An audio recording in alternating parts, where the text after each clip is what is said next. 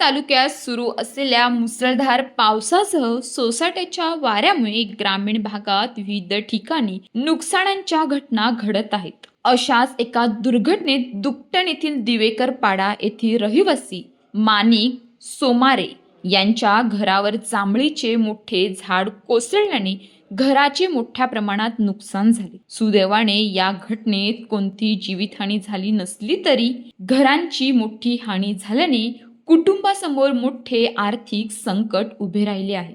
सतत कोसळणारा पाऊस आणि जोरदार वाऱ्यामुळे झाड अचानक उमळून थेट घरावर पडले।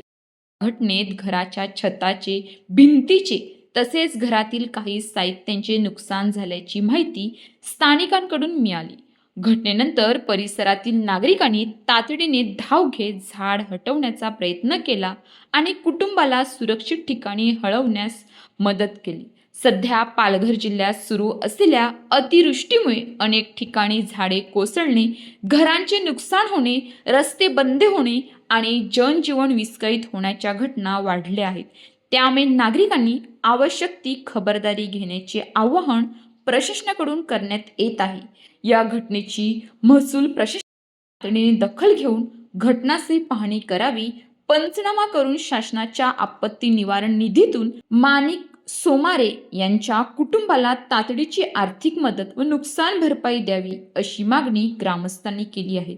नैसर्गिक आपत्तीमुळे सर्वस्व गमावलेल्या या कुटुंबाला त्वरित मदतीची गरज असल्याचे स्थानिकांनी सांगितले। नैसर्गिक आपत्ती कुणालाही सांगून येत नाही, त्यामुळे प्रशासनाने कागदोपत्री प्रक्रियेत वेळ न दवडता नुकसानग्रस्त माणिक सोमारे यांच्या कुटुंबाला तातडीने पंचनामा करून आर्थिक मदत व सुरक्षित निवाऱ्याची उपलब्ध करून द्यावी, हीच खरी आपत्ती व्यवस्थापनाची जबाबदारी आहे। अशाच ताज्या बातम्यांसाठी आमच्या न्यूज पोलीस रिपोर्टर चॅनलला लगेच सबस्क्राईब करा आणि बेल आयकॉन दाबायला विसरू नका।